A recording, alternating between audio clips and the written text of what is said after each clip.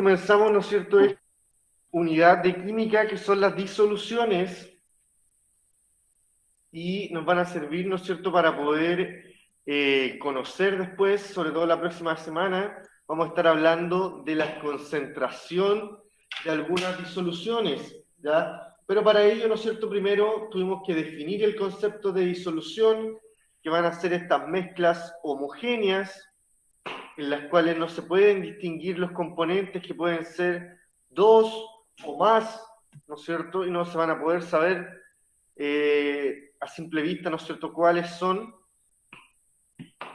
Y principalmente van a estar formadas las disoluciones por un soluto y un solvente, que estuvimos viendo las características de cada uno, cuál se encuentra en menor cantidad, cuál se encuentra en mayor cantidad, y qué características le van a estar dando a la disolución, ¿ya? Recordar que con respecto al soluto, el soluto le va a dar las características como el color, el olor, el sabor y la conductividad eléctrica a las disoluciones. Además que puede haber más de un soluto y le va a determinar el nombre a la disolución, ¿ya? ¿No es cierto? Siempre que tengamos una disolución de jugo de naranja, es porque el soluto, ¿no es cierto?, va a ser la naranja. Por otro lado, el solvente tiene una característica que tiene que ser de la misma naturaleza que el soluto para que pueda disolverlo, ¿ya? Existen solventes polares como el agua, el alcohol etílico, el amoníaco, y no polares como el benceno, el éter y el tetracloruro. También le habíamos dicho que el solvente da el aspecto físico de la solución. O sea que si el solvente es líquido, la disolución va a ser líquida. Si el solvente es sólido, la disolución va a ser sólida, etcétera, etcétera. Habíamos dicho que el agua era el disolvente más utilizado, ¿no es cierto?, por ser una sustancia polar. Ya habíamos dicho que la polaridad tiene que ver con una leve diferencia de carga que se presenta, y esa leve diferencia de carga, ¿no es cierto?, le va a permitir disolver a muchas sustancias al agua. Pero no todas las sustancias, ¿no es cierto? Las sustancias no polares, estas no se disuelven en agua y se disuelven solamente en solventes no polares. Ejemplo, ¿no es cierto? El aceite es una sustancia no polar, por eso no se mezcla con el agua. Vamos a estar hablando también hoy día de ese concepto. Y también trabajamos la clasificación de las disoluciones, viendo, ¿no es cierto?, según el estado físico del disolvente. Vamos a tener disoluciones gaseosas, líquidas y sólidas. Ya tuvimos que trabajar también una actividad con distintos ejemplos que nos podíamos encontrar en el hogar, con distintas disoluciones, en distintos estados físicos, ¿no es cierto? Y también, sobre todo la próxima semana, vamos viendo que las disoluciones pueden tener distintas concentraciones, o sea, distinta cantidad de soluto en un solvente, ¿no es cierto? Cuando preparamos un juguito, se parece mucho a esto, ¿no es cierto?, en un vaso, que hay que estar viendo cuántos gramos, ¿no es cierto?, del jugo se le aplican a X, ¿no es cierto?, volumen de líquido, de agua. Y entonces a partir de eso, ¿no es cierto?, vamos a tener disoluciones que están muy diluidas, otras que están muy concentradas y otras que van a estar sobresaturadas o supersaturadas. Y con eso, ¿no es cierto?, terminamos ayer, trabajamos estas actividades referidas, ¿no es cierto?, a la preparación. Este cuadro, ¿no es cierto?, que tenían que completar, señalando ejemplos de disoluciones que se puedan encontrar en el hogar o en un supermercado, etcétera, y señalar, ¿no es cierto?, el estado físico en el cual se encuentran. Si es que son disoluciones gaseosas, como por ejemplo el vapor de agua y el aire, que se puede estar produciendo en la cocina. Pueden ser sólidas, ¿no es cierto?, la aleación de bronce, que aparece acá, que es cobre y estaño, para realizar algunas monedas. Y si es líquido líquida, ¿no es cierto? Puede ser un té, ¿no es cierto?, en hoja, en el cual se disuelve té concentrado en agua caliente, etcétera, ¿ya? Entonces, hoy día vamos a estar hablando del concepto de solubilidad, ¿ya? ¿Qué es lo que es la solubilidad? La solubilidad es la máxima cantidad de soluto, o sea, lo más que vamos a poder disolver de soluto en una determinada cantidad de disolvente, en una determinada cantidad de líquido principalmente.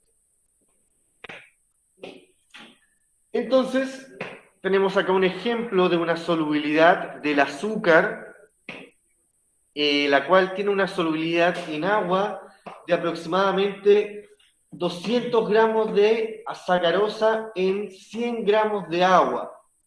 O sea que como máximo vamos a poder añadir 200 gramos de agua, o sea, de azúcar, en 100 gramos de agua a 25 grados Celsius. ¿Ya? Importante en la temperatura.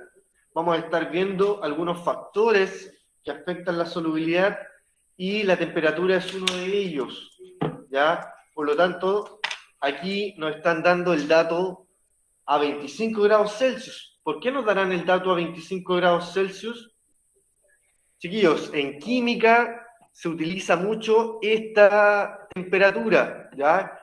25 grados Celsius se considera como una temperatura normal, ¿ya? Como la temperatura más promedio, ¿no es cierto?, que tendríamos en muchos lados, por eso se utiliza como estándar, ¿ya? Siempre que se quiera dar algún dato y relacionado con la temperatura normal va a ser 25 grados Celsius.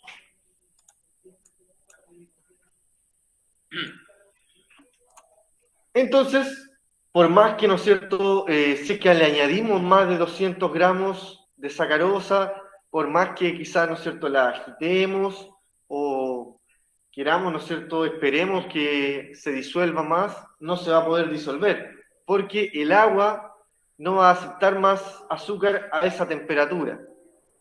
Quizás si hay alguna variación en la temperatura, va a permitir que aumente la solubilidad, ¿ya? Eso es lo que vamos a estar hablando ahora, ¿ya? Vamos a ver que hay algunos factores que van a estar influyendo en la solubilidad de las disoluciones. Vamos a ver que hay factores internos que van a depender de las cosas que estamos mezclando, de las sustancias que estamos mezclando, y van a haber factores externos que van a estar dependiendo de la persona, ¿no es cierto?, que está mezclando estas disoluciones y que puede influir, ¿no es cierto?, en esta disolución.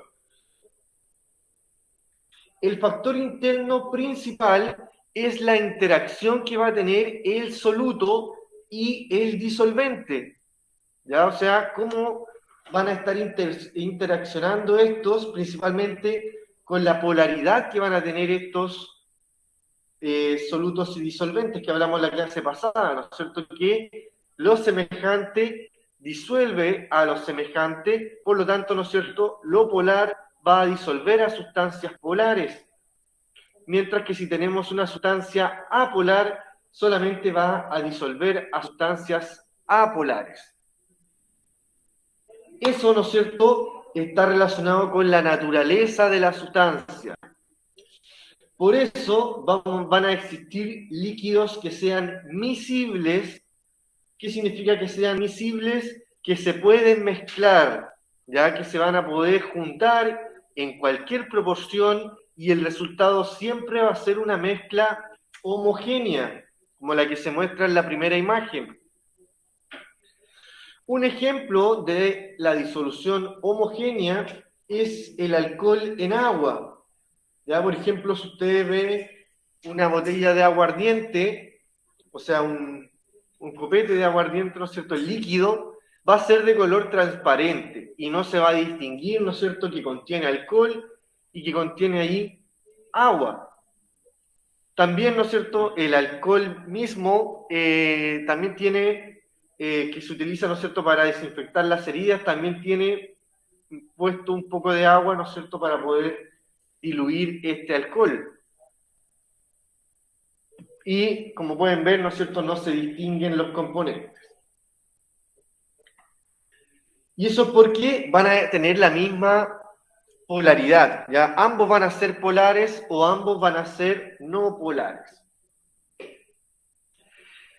Por otro lado, van a haber líquidos inmiscibles, aquellos que no van a poder formar una disolución. Y eso es porque no se van a poder mezclar. ¿Por qué no se van a poder mezclar? Porque van a ser de naturaleza diferente. Uno van a ser polares y el otro va a ser apolar o no polar.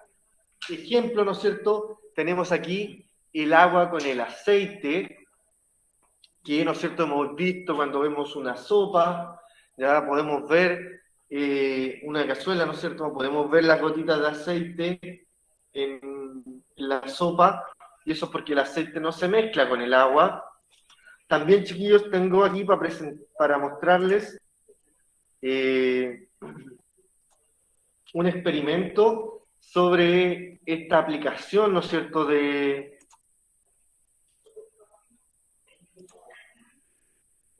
estos líquidos que son inmiscibles.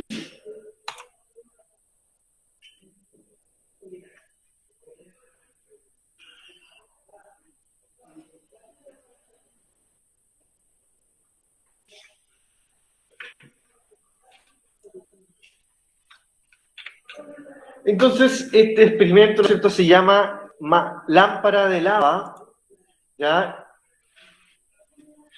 Y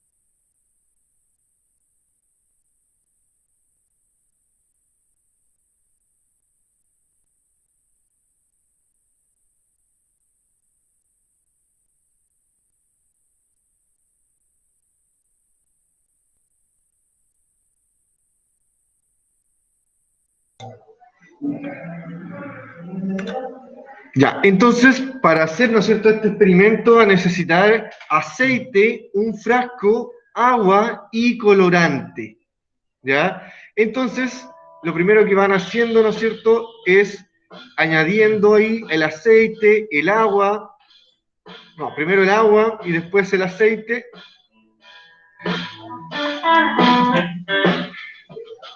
Y pueden ver, ¿no es cierto?, que estos dos líquidos no se mezclan, ¿ya? Y por temas de densidad, vamos a tener que uno va a quedar sobre otro, ¿ya? Obviamente el más liviano flota. El aceite en este caso sería el menos denso. Luego se añade colorante de alimento, el cual va a estar asociándose con el agua, diluyéndose en el agua, porque va a tener polaridad con el agua, por eso se va a juntar con ella. Va a ser de la misma naturaleza que el agua. Entonces, después, obviamente, lo tapan y se puede hacer, ¿no es cierto?, esto que pueden añadir una pastilla efervescente, lo que va a hacer, ¿no es cierto?, que empiezan a salir burbujas. Y así, ¿no es cierto?, se va a poder ver cómo se desprenden, ¿no es cierto?, burbujas de agua hacia el ambiente, o sea, hacia arriba, obviamente, y va a dar este efecto, ¿no es cierto?, que parece como una erupción volcánica, no sé qué más puede parecer. Y ahí el efecto, ¿no es cierto?, de la pastilla hace que se libere gas y genera esta lámpara de lava casera.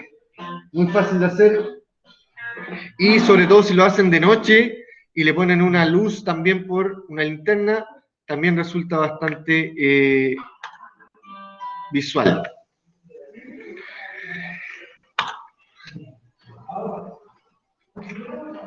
Ahora sí. Ya, entonces vamos a seguir. ¿Qué estoy compartiendo? ¿El PPT? Estoy compartiendo la pantalla.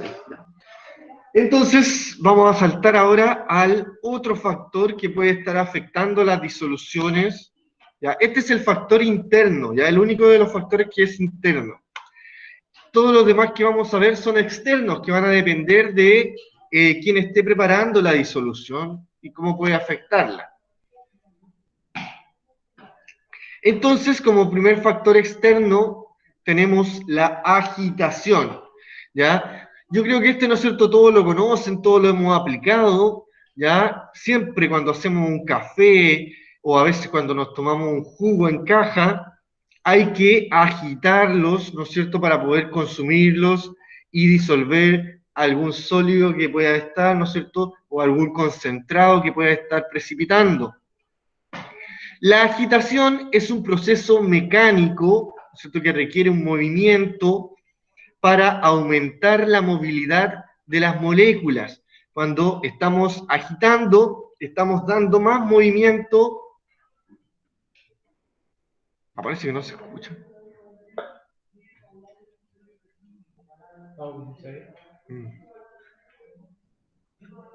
Sí se escucha aquí, profe. ¿Ah, se escuchó? Ah, ya. No sé qué va. Sí se escucha. Ya, pero pensé que tenía el micrófono apagado. No sé.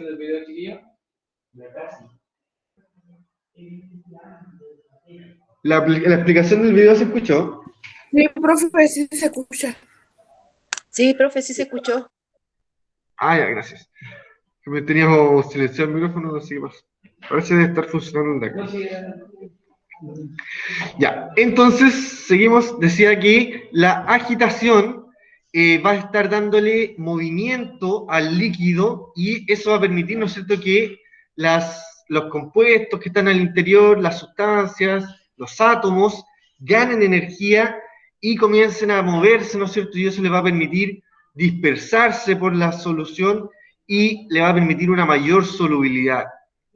O sea, le va a permitir, ¿no es cierto?, dispersarse con mayor facilidad, ¿ya?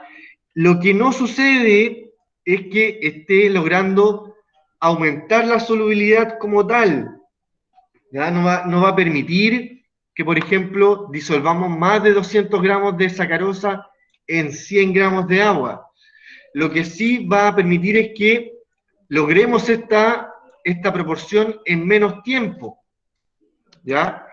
O sea, vamos a lograr que se produzca esta disolución en menos tiempo gracias a la agitación, pero no vamos a permitir aumentar la solubilidad. O sea, no vamos a poder quizás, ¿no es cierto?, disolver más de lo que aguanta ese líquido, ¿no es cierto?, de cierta sustancia.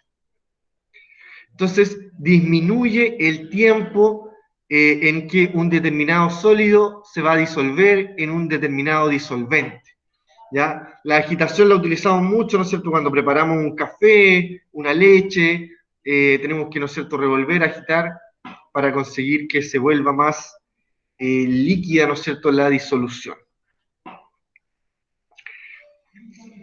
Para esta parte les vamos a mostrar también una cosita que se llama... a ver, vamos a volver al PPT primero. Ya, en el PPT, ¿no es cierto?, le estamos mostrando aquí, obviamente, ¿no es cierto?, lo que más utilizamos nosotros es una cuchara para revolver, ¿no es cierto?, cuando preparamos un café, etcétera, una comida, pero en cambio, en los laboratorios químicos se utiliza una varilla de vidrio para revolver manualmente, o también van a existir unos revolvedores automáticos, ¿ya? Aquí les estoy mostrando un video.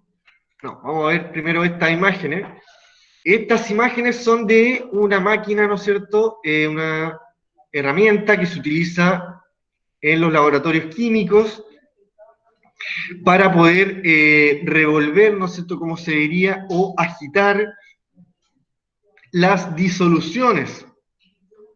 Eso va a permitir, ¿no es cierto?, que éstas se formen en menos tiempo y también muchas veces cuando están haciendo algunas reacciones químicas o algunas disoluciones van a necesitar que se mantengan agitadas, ¿ya?, por un equilibrio que se produce a veces entre el soluto y el disolvente, y para evitar, ¿no es cierto?, que se vuelva a formar soluto, tienen que mantenerlas en agitación.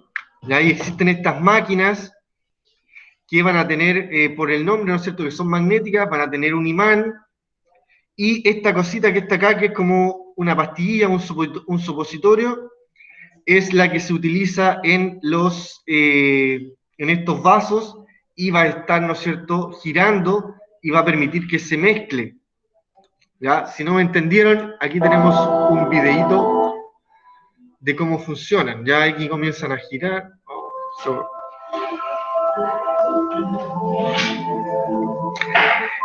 Y como pueden ver, ¿no es cierto?, ahí están girando y permiten formar como un tornado para poder mezclar las disoluciones. ¿Ya? También a veces estas máquinas tienen abajo una placa calefactora, que como vamos a ver más adelante, ¿no es cierto?, la temperatura también va a estar influyendo en las disoluciones.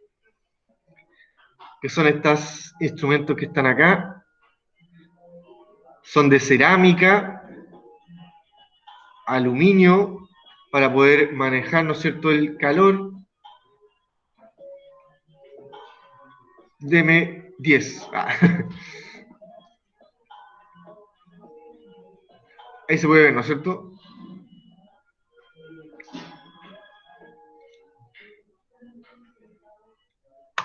Muy prácticos en los laboratorios químicos, chiquillos, estos agitadores magnéticos, muy utilizados porque en química, en los laboratorios se utiliza mucho la preparación de disoluciones, sobre todo para generar posteriormente alguna reacción o para generar algún aditivo, ya también en, ¿cómo se llama eso? Los que trabajan, ¿no es cierto?, en los paltos, no son botánicos, son agrónomos. Los agrónomos, ¿no es cierto?, que trabajan preparando fertilizantes, también tienen que estar ahí preparando una disolución, o sea, añadiendo minerales a un líquido que puedan estar siendo posteriormente absorbidos por los árboles, ¿no es cierto?, etcétera. Siguiente factor que influye en las disoluciones, principalmente gaseosas, ¿ya? ¿Por qué no influye en las disoluciones sólidas o líquidas? Porque no se pueden presionar, ¿ya? Las únicas, el único estado físico que puede ser comprimido, ¿no es cierto?, es el gas. Ya los líquidos, por más que lo presionemos, no vamos a poder comprimirlos, disminuir su volumen, en cambio los gases sí. Por lo tanto, el factor de la presión solo influye en solutos gaseosos, o sea, cuando queramos imprimir gas en alguna disolución. La variación en la presión generada sobre una disolución afecta significativamente la solubilidad del gas en el líquido. Esto se debe a que al aumentar la presión, como es la primera imagen, vamos a estar obligando a que las moléculas del gas choquen con la superficie de la disolución y que queden atrapadas dentro de ella. Y eso va a estar generando que aumente la solubilidad del gas en el líquido, ¿ya? O sea, por ejemplo, si tenemos esta imagen, ¿no es cierto?, tenemos agua y tenemos un gas y tenemos una tapa que es móvil. Mientras más presionemos esta tapa hacia abajo, vamos a lograr que estas partículas que están de gas ingresen hacia el agua y se mantengan allí. O sea que mientras más presión, más solubilidad vamos a tener, ¿no es cierto?, en una disolución gas-líquido. Por otro lado, si sacamos la presión, ¿qué vamos a estar permitiendo? Que el gas se escape, ¿no es cierto? Siempre va a pasar que el aire va a ser fugaz, ¿no es cierto?, se va a estar escapando, y obviamente, ¿no es cierto?, si es que sacamos la tapa, vamos a permitir que disminuya la solubilidad. Si disminuye la presión, disminuye la solubilidad. La relación cuantitativa entre la solubilidad de un gas disuelto en un líquido y la presión fue estudiada por William Henry, quien enunció la llamada ley de Henry, que está relacionada con la temperatura y la solubilidad de un gas en un líquido va a ser proporcional a la presión del gas, siempre que no tengan reacciones químicas presentes, ¿no es cierto?, en la disolución. ¿Por qué? Porque si que ocurre alguna reacción química, puede que se esté produciendo algún gas y esté influyendo, ¿no es cierto?, en esta presión interna de la disolución. Tiene que ser una disolución que no ocurra en una reacción química, que sean compuestos, ¿no es cierto?, que no estén reaccionando. Entonces, tenemos, ¿no es cierto?, que la ley de Henry va a estar diciéndonos que si tenemos una mayor presión, vamos a tener también una mayor solubilidad del gas en el líquido. La verdad que esta ley, chiquillos, ha sido muy beneficiosa, ¿no es cierto?, para la industria de las bebidas gaseosas, ¿ya? Estas bebidas gaseosas nacieron en 1832 por John Matthews. Creó una máquina para poder mezclar agua, sabor y también el dióxido de carbono que contienen las bebidas. Al principio, solo podían producirse para ser consumidas inmediatamente, porque no se lograba mantener el gas dentro del agua. No fue hasta 1890 cuando William Painter creó la tapa tipo Corona para poder sellar estas botellas de vidrio y mantenerlas a una misma presión y evitar, ¿no es cierto?, que se escape el gas. Gracias a esto, ¿no es cierto?, se mantiene el principio que manteniendo la presión se mantiene la solubilidad del sólido, o sea, del gas en el líquido. Y a mayor presión, mayor solubilidad.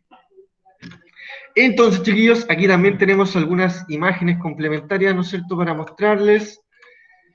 Y no sé si han tenido, ¿no es cierto?, la oportunidad de poder ver cómo funcionan estas máquinas, máquinas expendedoras de bebida, ¿no es cierto?, estas que se encuentran en un lugar de comida rápida, ¿no es cierto?, que están ahí, usted elige Fanta, Coca-Cola, etcétera. Y no sé si se dan cuenta que son distintas estas a las que se pueden encontrar embotelladas. Ya tienen un sabor distinto y eso es porque se preparan también de otra forma. ¿Ya? En su interior, estas máquinas tienen por separado el jarabe, el agua y la soda, como se llama, o el gas. ¿Ya? Y lo que hacen, ¿no es cierto?, estas máquinas es ir mezclando el sabor que usted elige, por ejemplo, Sprite, con agua y con soda. Si usted es muy observador, va a poder mirar, ¿no es cierto?, que cuando le sirven el vaso con agua, a veces aparece, sobre todo si es Coca-Cola, aparecen líneas de color negro, línea de color blanco, línea de color negro, línea de color blanco. Y eso es porque le están añadiendo soda. ¿Ya? Incluso aquí en esta imagen se ve que se ve la parte justo blanca y era Coca-Cola, ¿no es cierto? Acá no hay ninguna otra que estuviera tan clara.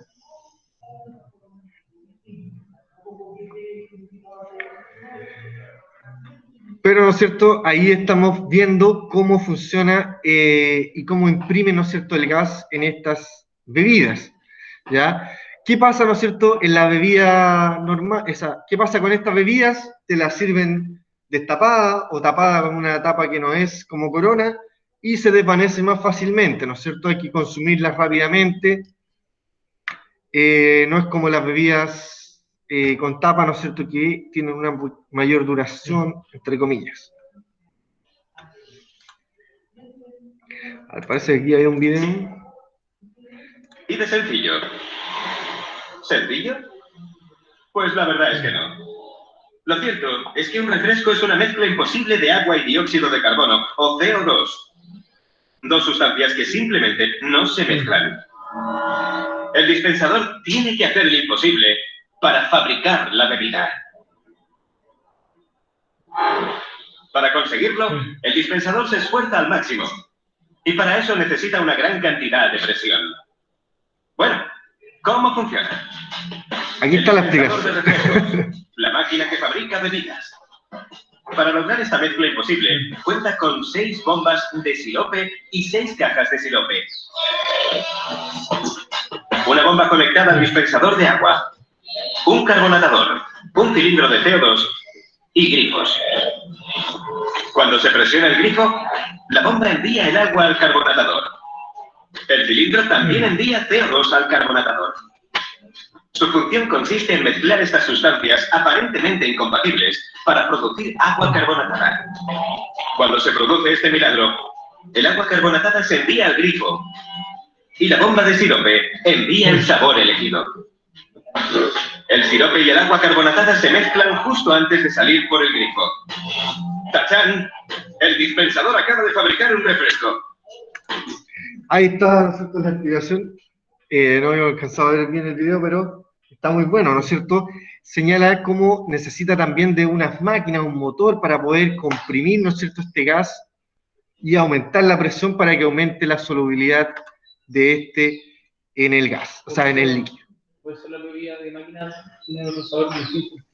Claro, son preparadas en el lugar, ¿no es cierto? Y como de esa forma decía, el sirupe dijo. Ese es el jugo, el jarabe, también decía. Sirup. Ya, entonces vamos a pasar al último factor que afecta la solubilidad, ¿ya?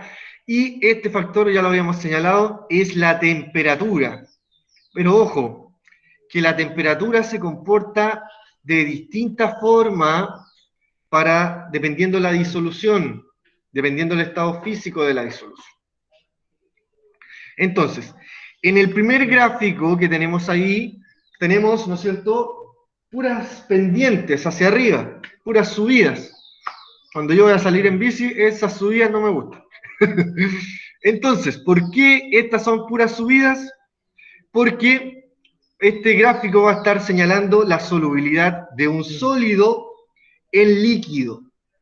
O sea que mientras más temperatura tenga el líquido, más solubilidad va a tener el sólido, ¿no es cierto? Más fácil va a poder ser disolver un sólido, por ejemplo, el azúcar, el café, etcétera, etcétera. Todos estos sólidos que utilizamos, ¿no es cierto?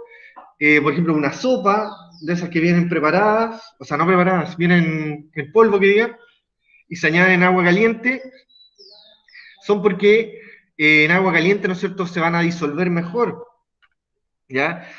Siempre, si disolvemos un sólido en agua, al aumentar la temperatura, va a ser mejor y más fácil poder disolverlo. En este caso, la temperatura sí sirve para aumentar la solubilidad, ¿ya? Gracias a la temperatura sí vamos a poder disolver momentáneamente, mientras tengamos esa temperatura, más cantidad de soluto en la disolución, sobre todo si es sólido, ¿ya? Entonces, eso es lo que dice el primer gráfico. Mientras más temperatura, aquí tenemos que la parte de abajo va aumentando la temperatura, o sea que a 100 grados Celsius vamos a tener que la solubilidad de todos estos sólidos va a ser mayor, y a menos temperatura va a ser menor. Ya, obviamente, si tenemos agua congelada, no vamos a poder disolverlo. Y, como dije, ¿no es cierto?, que la temperatura se comporta distinto dependiendo de la disolución. El gráfico B está mostrando, obviamente, ¿no es cierto?, un comportamiento diferente de la solubilidad. ¿Por qué? Porque en este caso tenemos una disolución gas en líquido. ¿Ya? Lo mismo que estábamos hablando recién, las bebidas. Cuando tenemos una disolución gas líquido, ¿no es cierto?, vamos a tener que es una disolución que es muy difícil de que se logre. Por lo tanto, al aumentar la temperatura, en ese caso, vamos a estar haciendo que las moléculas ganen más fuerza. Por ejemplo, imagínense las moléculas de gas con más energía, se van a poder escapar más fácilmente del líquido. Con esa temperatura mayor, van a tener mayor energía, por lo tanto, se van a escapar más fácilmente. Todo lo contrario, ¿qué pasa cuando tenemos frío? ¿No es cierto? Estamos con mucho frío alrededor, estamos quietitos, ¿no es cierto? Lo ideal sería que nos moviéramos para que se nos quitara el frío, pero un acto, ¿no es cierto?, de reflejo, vamos a estar ahí quietitos, ¿no es cierto?, para tratar de mantener igual nuestra temperatura. En el caso, ¿no es cierto?, de esto, del gas, también se va a comportar así. A menor temperatura se va a quedar ahí quieto y no va a tender a escaparse. ¿Ya? Así que, por eso, ¿no es cierto?, se comporta distinto. ¿Ya? El gas, cuando esté aumentando la temperatura, va a estar disminuyendo la solubilidad. ¿Por qué? Porque se va a escapar más fácilmente del líquido, porque va a tener más energía. Entonces, si observas el gráfico A, verás que la solubilidad, por ejemplo, del nitrato de potasio, que es el primero que está acá arriba, aumenta rápidamente con el incremento de la temperatura.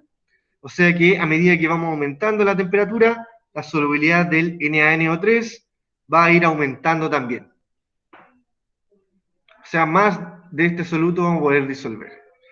En cambio, si tenemos una disolución gas-líquido, como puede ser, ¿no es cierto?, el dióxido de carbono, como muestra el gráfico, nos damos cuenta que en las disoluciones gas-líquidos, si aumentamos la temperatura, la solubilidad baja. O sea, ya va a disminuir. Y eso es porque, ¿no es cierto?, el gas va a tener mayor energía y se va a escapar con mayor facilidad del líquido. ¿Ya? Esto, ¿no es cierto?, aquí tenemos algunas aplicaciones en lo cotidiano, ¿ya? Obviamente que es más fácil preparar un té, un café con agua caliente, nos va a quedar mejor disuelta el soluto, y también, ¿no es cierto?, la leche, una sopa, etcétera, que viene en sólido, y lo tenemos que disolver en agua caliente. Porque a mayor temperatura, mayor solubilidad de una disolución sólido-líquida.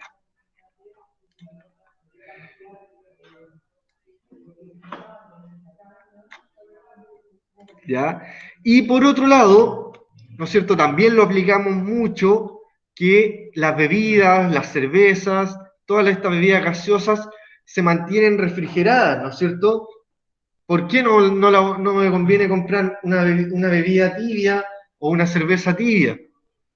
Porque al abrirla, ¿no es cierto?, obviamente, si está muy tibia, se va a tender a escapar fácilmente el gas y se me va a desvanecer muy rápido. En cambio, si está helada, ¿no es cierto?, bien refrigerada, no congelada, obviamente si se me congela me puede explotar ahí la botella, pero, ¿no es cierto?, helada va a permitir que el gas se mantenga más tiempo, ¿no es cierto?, en el líquido. Y eso es porque a menor temperatura, mayor solubilidad en las disoluciones gas-líquido.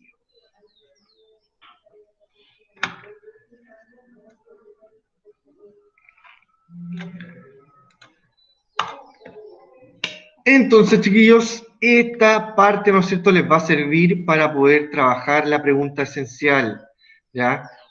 Estos factores externos que hablamos, naturaleza, o sea, factores que influyen en la solubilidad, factores internos, naturaleza del soluto y del disolvente. Factores externos, la agitación, la presión y la temperatura van a estar influyendo en la cantidad de soluto que podemos estar disolviendo en la disolución. Entonces, para casi terminar, tenemos esta actividad en donde, más que nada, ¿no es cierto?, tienen que estar imaginando que están preparando un café y, ¿no es cierto?, ¿qué pasa si intentamos preparar un café pero con agua helada? Ya le echamos unas 2 cucharadas de café, ¿se disolverá todo el café? No, nos va a quedar un café encima, aunque revolvamos nos va a quedar como espuma, nos va a quedar extraño el café, ¿ya? Aunque esperemos un ratito, igual, ya como estaba helada el agua, nos va a afectar. Si lo agitamos, vamos a poder disolverlos, yo creo que nos vamos a ayudar un poquito, pero no se va a disolver todo el café, y eso es porque le faltó, ¿no es cierto?, un poco de temperatura.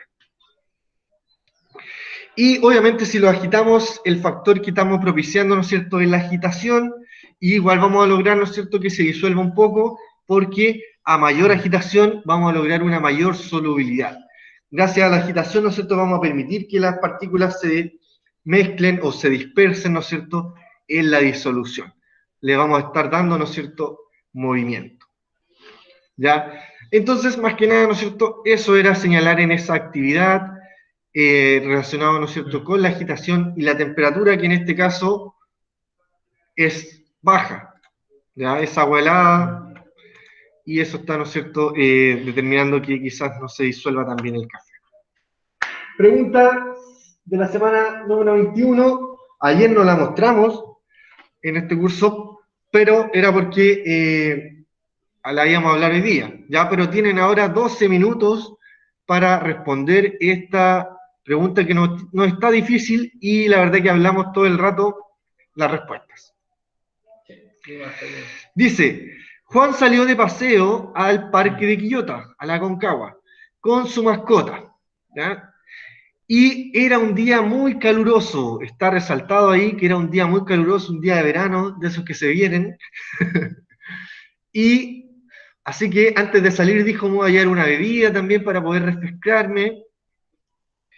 Pero en el lugar se encontró con algunos amigos, le dijeron, juguemos una pichanga, deja a tu perro ahí amarradito y juguemos una pichanga. Y jugaron por durante más de una hora.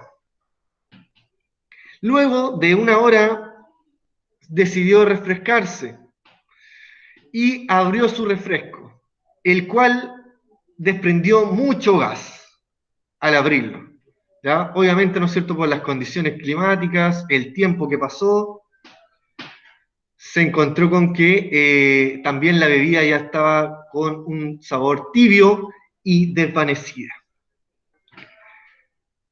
Ese sabor, ¿no es cierto?, desvanecido, ¿qué pudo haber generado, ¿no es cierto?, cuáles son los factores de la solubilidad que influyeron en que la bebida tuviera ese sabor tibio y desvanecido? Nómbralos, cuáles son los factores, que son dos. Nombra los dos factores y explícalos, cómo influyen en la solubilidad. Yo creo que los chiquillos, el profe más podía algo, ya les daba una pequeña pista de cuál puede ser uno. Sí.